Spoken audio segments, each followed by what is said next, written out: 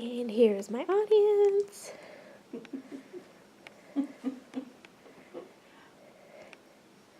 Okay.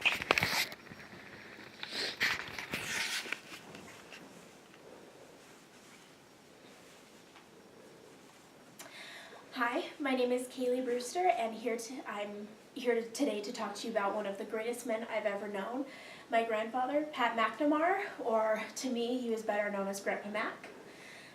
Grandpa Mac was one of those people that was just always positive and always happy, and just a very kind, loving soul. And he had a unique way of life about him that he just loved and enjoyed every aspect and every ounce that life had to offer. And he always did his best to put a smile on his face and, just present that positiveness and, just be that kind person to everybody. And that's what made the roughest last month of his life. He was able to see the brighter side of things and almost ease his family's pain a little bit.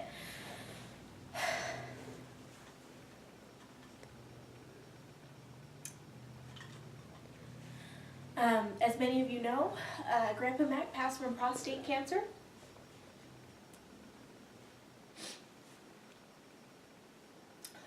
Which is a devastating disease to find out that someone you love and care about has. But that was just one of the many things about him, that even though he was going through these terrible and awful, painful treatments and tests and medical appointments, he never had anything negative or, bad to say about anything that was happening, about any of the nurses or the doctors. He was always very gracious and caring, and he didn't want to burden. It was so funny. He didn't want to burden anybody with, what he was going through, even though everybody was there with him to support him and care for him and do whatever he needed. Even when the doctors and nurses would ask him, be like, what's your, what level is your pain on? And he would just say, on a scale of 1 to 10, I'm maybe a 3. And everybody would just look at him, tell the nurses, no, he's at a 10. And, he cared so much about other people. He didn't want them to care for him. He liked caring for people that way. And that's just what made him such a unique person, because no matter who he met or what he did, he just lived a life that no one was really able to compare him to, because every single person he met was not a stranger, but a friend he hadn't met yet. He treated everybody with the same kindness and respect that, it just kind of flowed out of him. And, it didn't matter if you were the president of the United States or the poorest man on the street. You were treated equally and with respect and kindness and love. And that's, the life that we should all be proud that he lived and try to portray from him. And it's something that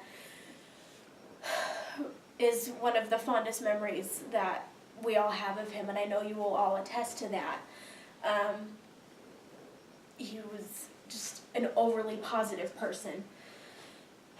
And it's so funny because I see these qualities in members of my family now, even after 2 years after his passing.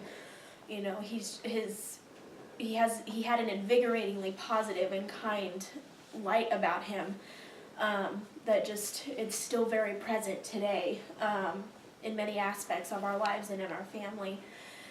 And I like to think that he would be proud of that.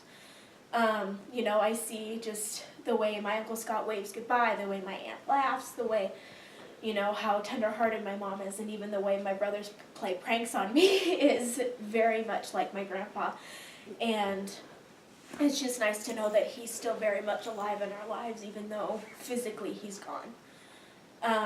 And so that's just all I try to do in life, is even though he's gone, I try to portray as much of that kind and positiveness in my life as he did in his, because I know that if I try to be half the person that he was, I know that I'm honoring him and his memory and doing a good thing, and I know many of you believe and are doing the same.